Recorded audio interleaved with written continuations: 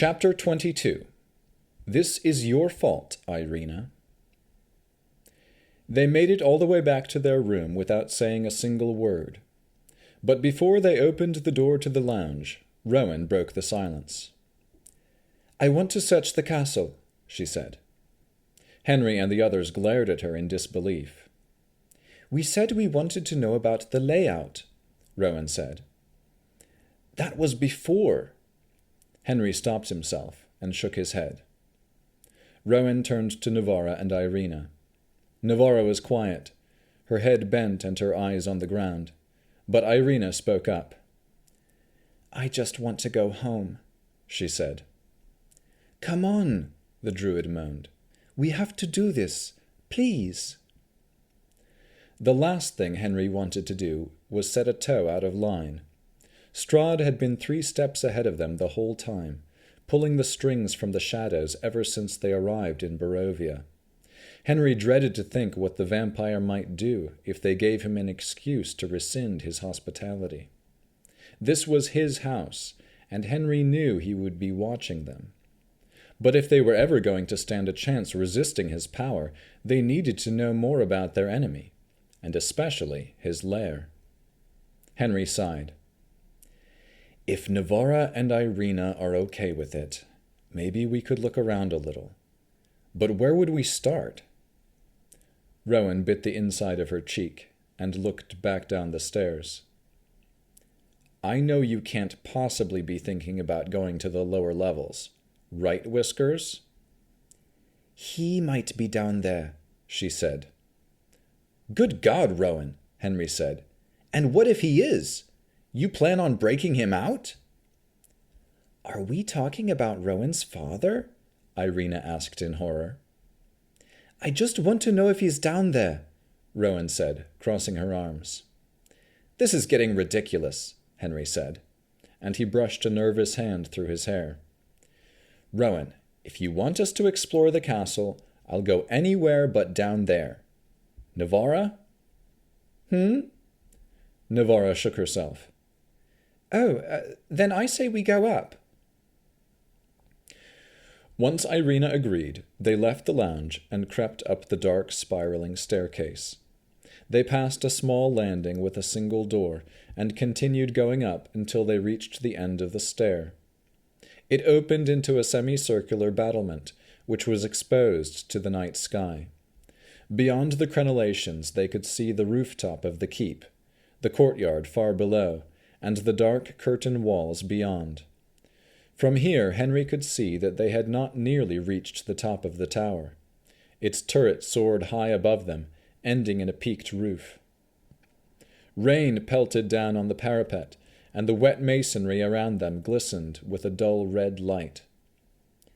"Where's that light coming from?" Rowan asked, as she stepped out onto the battlement. Before Henry could pull her back, the druid embarked into the storm. "Rowan, wait!" Henry called, flipping up his collar, attempting to shield himself from the icy downpour as he chased after her. She was already halfway across a narrow bridge that spanned between this tower and another, and a red glowing doorway in the far tower seemed poised to swallow her up. Ireena and Navara huddled together as they followed Henry and Rowan across the treacherous bridge. It lacked any balustrade, and a buffeting wind threatened to hurl them from its slippery path. When all 4 friends had crossed over to the other tower, a reddish light pulsed above their heads. Floating in the middle of the cavernous space was a giant crystal heart. It throbbed, pumping the tower with red light, illuminating the space just enough for them to see a spiral staircase hugging the walls. The stairs descended into darkness below and curled past the heart to an unseen floor above. Henry gawked at the pulsing heart. "Well, if that isn't the creepiest thing I've ever seen." Rowan started to ascend the stairs, but as soon as she set foot on the first step, the entire tower began to shake. Rowan teetered on the edge of the yawning void, but Ireena caught her arm to steady her. When the druid stepped back, A small pebble broke loose from the stone step and fell into the abyss. A lifetime seemed to pass before they heard the pebble's distant clatter somewhere below. The tower stopped quaking. "We need to get out of here," Henry said, turning to leave. "Wait," Rowan said. "Let me just take a quick look, and I'll be right back."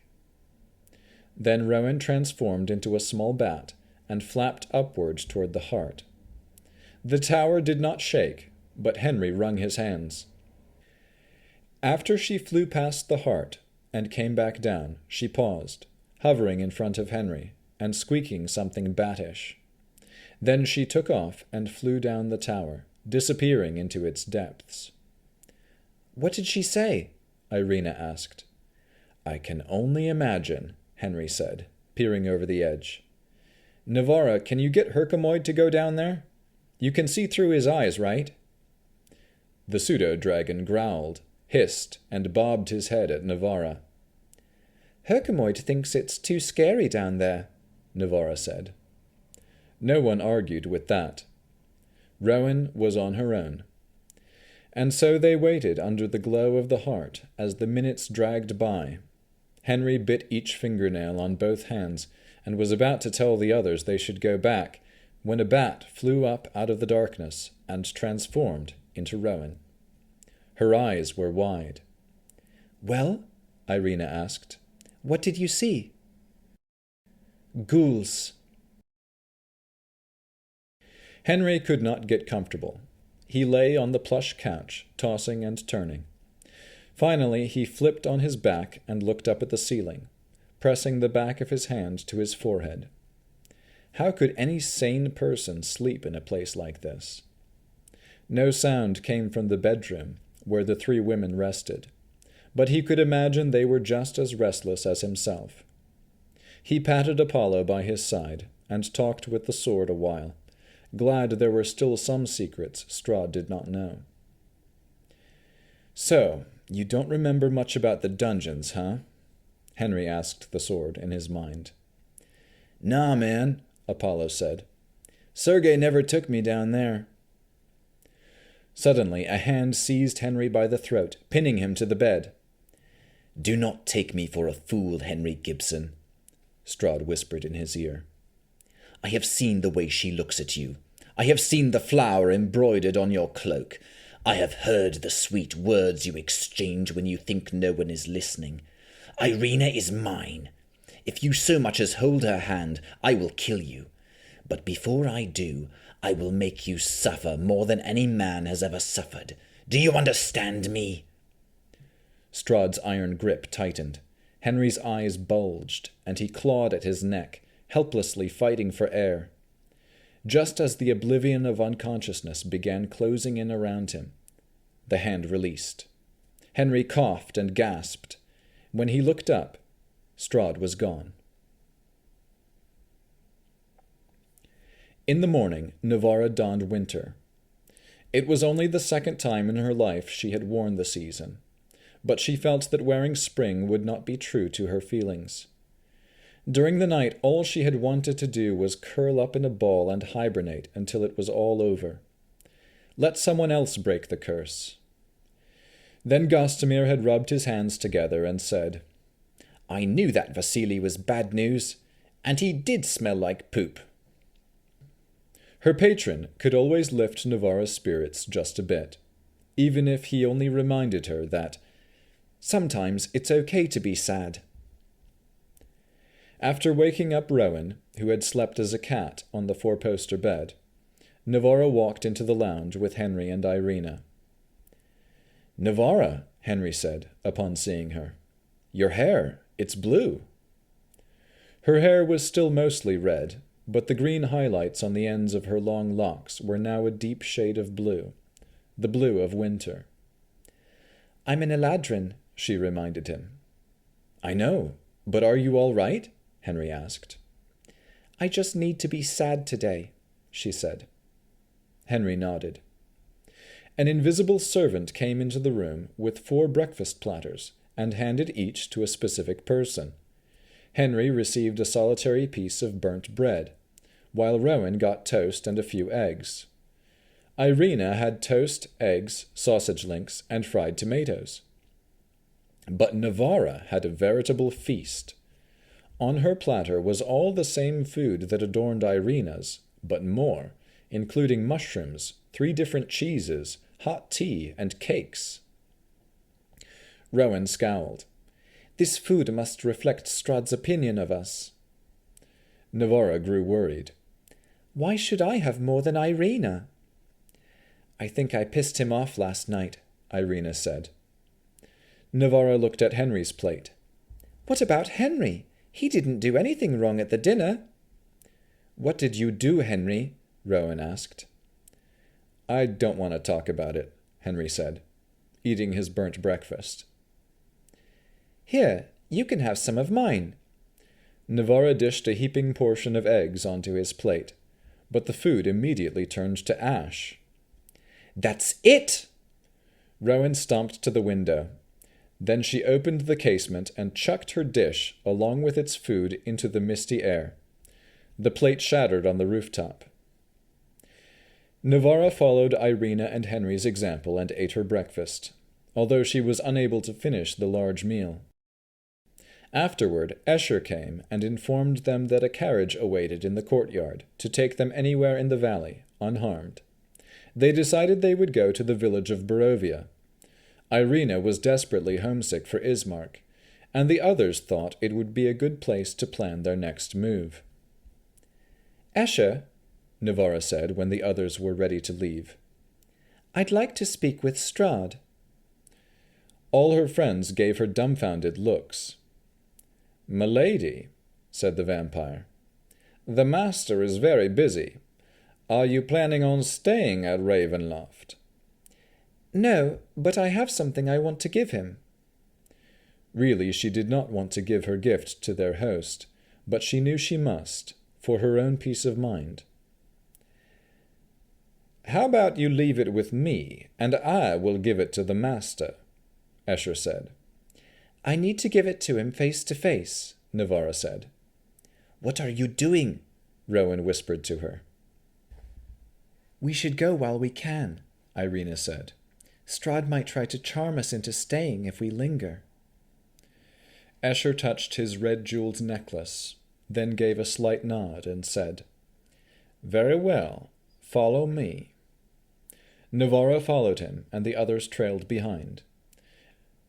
They descended the spiral stairs of the tower, past the great hall where they had dined the night before, past the entrance hall with the high vaulted ceiling, ascended another staircase, past a mezzanine landing flanked by suits of armor.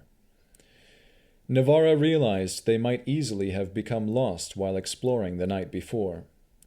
With its elaborate stairs, twisting corridors, and many rooms, the castle felt like a bewildering labyrinth.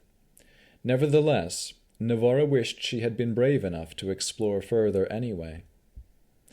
Another flight of stairs brought them into a large hall, which might once have been grand before its high ceiling became draped in cobwebs. Dim light filtered into the hall through a stained-glass window to their right. The colorful glass bore the image of a rising sun, or perhaps it was setting. At the far end of the room, obscured by darkness, stood a large wooden throne atop a marble dais. Strangely, the throne was turned away from them, facing the wall. Strahd stood near the window talking with Rahadin. Navara stepped forward. Strahd's back was to her, and he made no sign to acknowledge her presence, instead continuing his conversation. Navara cleared her throat. The conversation stopped, but Strahd did not turn around. "Have you or Ireena decided to stay?" Strahd's voice was cold. "If not, then leave now." Navara took another step toward him. "It's just, I have something to give you." He turned to face her, but his eyes were hard. "Well then, what is this untimely gift?" He held out a pale hand. Navara walked right up to him, holding her breath while she reached into her satchel. Rahadin's hand tightened on the hilt of his sabre, as though he expected the warlock to draw a weapon, but Strahd motioned for him to stand down. Navara exhaled, and for the first time since he had revealed his disguise before the dinner, she looked Strahd in the eyes. "You may misinterpret my reasons for giving you this," she said, "but I'd like to give it anyway, before my hatred of you grows too strong." Then she opened her hand to reveal nothing. Instead, she moved closer still and gently wrapped her arms around his rigid body. Despite the twisting feeling in her gut and the chill that crawled up her skin, she embraced him with all the tenderness she could muster. Pressing her head upon his chest, she whispered, "I want you to know, I don't think you deserve this, and I want you to remember that it was freely given." She held him a moment longer and said, "Goodbye, Vasily." Then she walked away. Henry and the others swayed to the jostling of the carriage as it carried them along the gravel road toward the village of Barovia. A heavy rain was beating down on the carriage roof, and Henry looked out windows framed by dark velvet curtains. They crossed over the bridge by the Tser Falls and passed the Vistani camp by the pool, retracing their steps. It had been less than 2 10 days since they first came this way, but it felt like a year had passed. Henry's hand sat on the cushion by Ireena's. He wanted to hold it, to tell her everything would be all right, but he resisted. Instead, he looked at Navara, who sat across from him. "That was a kind thing you did back there," he said, after a long period of silence. The warlock patted her pseudo-dragon and gave a faint smile. Henry did not hear what Navara had whispered to Strahd, but her parting gift had left the vampire speechless. Navara held a lock of her hair and waved it over Herkamoid's head like a blue paintbrush. The dragon battered it playfully. "It was the only thing I could do that I thought he wouldn't expect," she said. Rowan sat beside Navara with crossed arms and an inscrutable expression. Henry looked out the window again. No one said much all that afternoon, and they ate rations from their packs in silence. The sky grew dark, still the rain fell, still the carriage horses continued their unrelenting pace. Whatever magic that impelled them must have extended to Snowflake and Juniper as well, for neither stallion nor mare broke a sweat while trotting behind the coach. But all the horses slowed when they came to the Ivlis crossroads. And that is when Henry saw it. A body hanging from the gallows. This time, however, it wasn't his own face he saw on the dead man. It was Ismark's. Navara gasped, and at her utterance, Henry realized this was no illusion. "Ireena!" Henry tried to shield her eyes. "Don't!" But it was too late. Ireena leaned over and looked out the window. "No!" she said in disbelief. Ireena threw open the door and bolted out of the carriage. Without being told, all the horses came to a stop. "No!" she screamed as she ran to the man dangling from the noose. "Ismark! Ismark!" Henry's heart felt like it was being wrenched from his chest, with every shrill cry from Ireena's lips. He ran after her and tried to hold her, but she writhed in his arms and pounded on his chest, screaming, "Why? Why? Why?" Henry could barely feel the impact of her fists through his breastplate, but he wished he could. He wished he could feel all the pain she was suffering in that moment. Finally, Ireena went limp in his arms. "No," she sobbed. Henry sank to the muddy ground and rocked her, stroking her head with a soothing hand. He did nothing but hold her and let her cry. She dug her face into his neck and wept for a long time, while the pitiless rain continued to fall. When Henry looked up, he saw a sign hanging from Ismark's body. It read, "This is your fault, Ireena."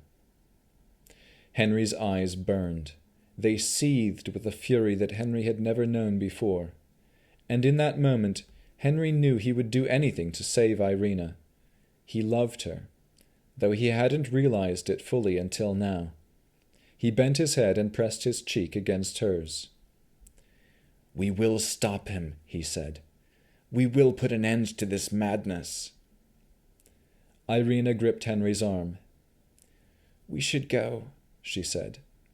"But I want to bury Ismark first." Rowan and Navarra dug a grave by one of the few trees that still bore most of its leaves. Rainwater poured down Henry's head as he said a requiem over the departed. He was becoming a regular clergyman, but only for funerals. After Ireena marked the grave with a stone, all four of them gritted their teeth and climbed back into the carriage, still at the mercy of their escort. Ireena cried off and on for the rest of the trip. When the carriage pulled into the village that evening and drove up to the Indirovich manor, they were greeted by another dismal scene. Where Ireena's house should have stood, there was only a smouldering ruin. Nothing remained but charred beams, blackened rubble, and plumes of steam that mingled with the pervasive, inescapable mist. Ireena stared with vacant eyes. Her tears had long since dried up, and she sat there, utterly spent. "This is not your fault, Ireena," Henry said. "No one is to blame for this but him." Ireena said nothing. "We'll need to find somewhere to stay for the night," Rowan said. They finally left the carriage and took their 2 horses to the only inn in town. When they arrived at the Blood-on-the-Vine tavern, they were confronted again by the 3 Vistani sisters. "The elves will have to sleep in the stables with the horses," said one of the women, whose name Henry could not remember. "Listen," Henry said, trying to control his anger. "My friends and I are together, and I won't have any of them sleeping in the stables."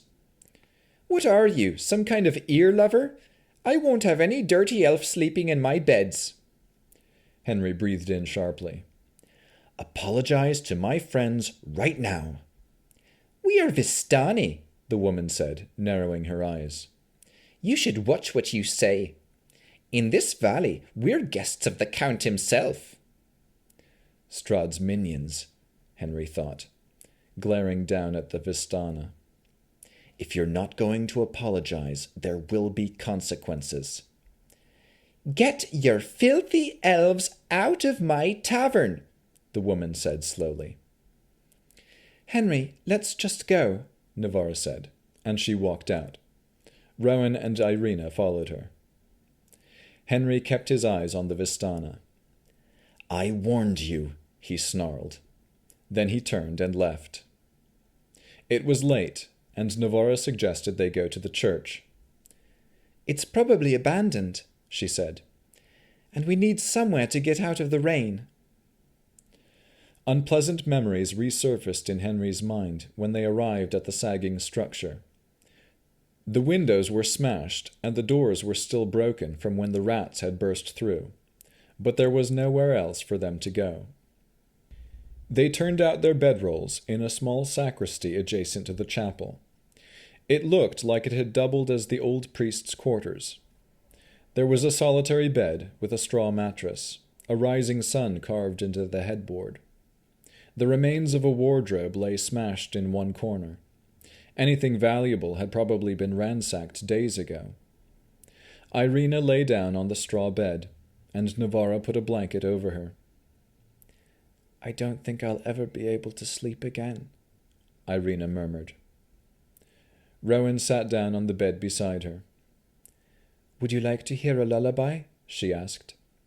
"My mother used to sing to me whenever I had a hard time sleeping." Ireena nodded, and the druid began to sing. Rowan's voice was not filled with the rich timbre of the bards, but it had an uncanny beauty of its own. The song was in Elvish, and though Henry could only understand a few of the strange words, they made him feel more at ease. The lullaby was interrupted by a knock at the door. Henry jumped. He slowly opened it to see a raven transforming into the shape of Danica Martikov. They were all surprised to see her here in the village of Barovia. "Forgive me," she said. "I've been following you ever since you left Ravenloft. Erwin got a message yesterday from the keepers at the Wizard of Wines." "How are things in Vallaki?" Navara asked. "Vallaki is fine as far as I know," the were-raven said. "But Ireena, I'm so sorry about your brother. Ismark Kolyanovich was a good man." Ireena did not bother to sit up, still staring at the wall. "Thank you," she said numbly. Danica gave a nod. "Davian thanks you all profusely for getting the gem from Baba Lysaga. Muriel told us what you did. I couldn't believe it, but when I saw the gem, I knew you could help us again. The winery is in trouble. Elvir discovered that the mountain folk are gathering at Yester Hill. They're going to use the other gem in some kind of infernal summoning ritual. I don't know their purpose, but those gems hold powerful magic. All I know is, whatever witchcraft they're doing needs to be stopped." "And this ritual will happen at Yester Hill?" Navara asked. "Yes, they're making a statue of the Devil Strahd out of sticks and tree branches. It's at least 50 feet tall." Navara turned to the others. "We should go to Yester Hill next." "But we need to go to Argynvostolt," Rowan said. "We need to follow the prophecy." "How soon do you think they'll conduct this ritual?" Henry asked Danica. "Elvir says the statue is almost complete. The mountain folk are guarding it as if they expect us to attack. They're planning something. We just don't know what or when." Henry shared a look with Navara and Rowan. "We should go there," Navara repeated. "Also, the last time I talked with Davian, I asked him about the fanes. He told me about the one in Berez and the one near the windmill, but he said he wasn't sure about the third one. The only place he could think of was Yester Hill. He said there is a group of old stones there. I believe it's the last one we're looking for. Gostomir even called the third fane the Hill Fane." "Then we should go," Henry said. "We can consecrate it, then help the keepers get the other gem. Kill 2 birds with 1 stone." He turned to Danica. "No offense." "Afterwards, we can go to Argynvostolt," Navara said. Rowan sighed. "All right." Henry looked to Ireena. "Are you up for that?" Ireena nodded. "Then we'll head for Yester Hill in the morning," Henry said to Danica. "It's on the other side of the valley, so it may take us a few days." "Thank you." The were-raven flexed her hands as though she were about to transform, but then said, "I should also tell you, Strahd sent his vampires to attack the Abbey of St. Markovia 3 days ago."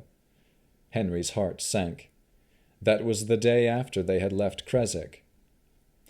"The vampires released some kind of deformed goblins from the abbey," Danica said. "And the strange creatures descended upon the town. One of our own were-ravens, a girl named Katerina, was killed trying to protect the villagers. I don't know what's become of Kresik since then." It was another weight to add to their mounting guilt. Danica was about to leave when Navara grabbed her arm. "Wait," the warlock said with sad eyes. "There's something we need to tell you about Vasily von Holtz." Henry awoke the next morning, having had no dreams again. It was a small comfort, but one he didn't talk about in front of Rowan. The druid still tossed and turned at night, and would scream herself awake. Rowan was not the kind of person who wanted to be hugged or comforted afterward, so Henry left her alone. But Navara always gave the druid a listening ear, and seemed to have the right words to say. They had run out of rations, but Henry and Navara still had money from Luvash and from their sheriffing days, so they decided to get more food at the local mercantile. There they stocked up on enough biscuits and dried meat to last them a 10-day. "What are you buying that for?" Rowan asked Henry, after he paid for 2 jars of kerosene oil. "I just need it for something," he said casually. Rowan narrowed her eyes. "Before we leave," Ireena said, "I'd like to see a woman in town. Mary. I need to tell her what happened to her daughter, Gertruda." Navara and Rowan asked to go with her, but Henry said he would meet up with them at the south side of town in an hour. He watched as they left the mercantile and entered a house just 2 doors down the road. After he saw the door close behind them, Henry walked in the other direction, toward the tavern. A bleary-eyed man hunched over a table was the only person he saw when he strode into the tap room of the inn. "Morning," Henry said. "Any guests sleeping here?" The man looked up, clearly hungover. "Just myself, as far as I know." "That's nice," Henry said, and he began dumping oil all over the floor. "What the hell?" the man shouted. "What are you doing?" Henry splashed the oil onto chairs and tables. "I'm just keeping my word. But I'd get out of here if I were you." The man scrambled for the door, sliding on the slippery floor. Once the room was well soaked, Henry knelt, took out his flint and steel, and struck them together. Fire erupted, engulfing everything the oil touched. Henry tossed the empty jars into the flames, then walked out the door with a glint in his eye. Screams issued from inside the building, and soon 3 coughing women emerged from the tavern. They shouted, "Fire!" and called for aid to put out the roaring blaze. People in neighboring houses peered from behind windows as they watched the Vistani running buckets of water from the well to the tavern. But no one came out to help, and the sisters' frantic efforts were not enough to douse the flames. When Henry met up with the others on the edge of town, a black column of smoke could be seen rising from the heart of the village. "Henry, what have you done?" Navara asked, when she saw grease on his boots and soot on his clothes. "They got what was coming," he said. "We're at war now. The only chance for us, for Barovia, is to kill Strahd. There can be no peace as long as he lives, and those who serve him should expect no mercy from us." Rowan dug her staff into the ground, setting her jaw with conviction. "Strahd's charmed us, fooled us, watched our every move, and could murder us in our sleep. Our chances are near impossible, but we have the cards on our side, and I like tempting fate." Navara stared at the smoke, a frown on her face. "This whole time we thought we were helping the valley, but we only made things worse." She turned to the others and took a deep breath. "But we did kill the Baron. We did kill the Angel. We killed werewolves, vampires, and hags. We even killed the witch who claimed to be Strahd's mother. If we could beat them, we can beat him." "Well then," Ireena said, gripping the hilt of her sword. A faint smile played across her lips. "Let's go kill this son of a witch." They headed west, traveling over the Ivlis River, past the crossroads and the gallows. This time they did not take the shortcut by the falls, wanting to avoid the Vistani. Instead, they kept to the main road, riding deep into the wood. When they bedded down for the night, a distant cry kept them awake. None of them moved for fear it was a trick to lure them deeper into the forest. When the crying ceased, the assaults began. First came the wolves, surrounding them, leaping, biting, and clawing. Apollo shined through the darkness, dealing death on every side. Rowan transformed into a bear and tore many wolves limb from limb. Navara and Ireena struck with magic and blade, killing one beast after another.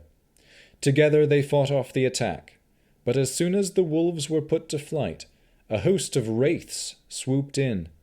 The spectral monsters were more dangerous than wolves. They killed Juniper and wounded Snowflake, but the four friends managed to fight them off before their last horse succumbed to death. Henry, Ireena, Rowan, and Navara were tired and bloodied, but the woods did not let them rest. More wraiths, bats, and even skeletons rose from the ground or materialized from behind the shadows of trees. "We need to go now," Navara said, breathing heavily. "We must continue until we reach the wood fane. We'll be safe there." "But that's miles away. We need rest," Rowan said. "We'll never rest until we reach the fane. The forest won't stop. It's doing his bidding." Navara did not have to say his name. At last they agreed to flee. Rowan transformed into a horse and carried Navara, while Ireena rode with Henry. They galloped through the night, fighting off more ghosts before finally reaching safety within the standing stones. A faint light emanated from the topmost window of the windmill, and the four friends gave a collective sigh of relief.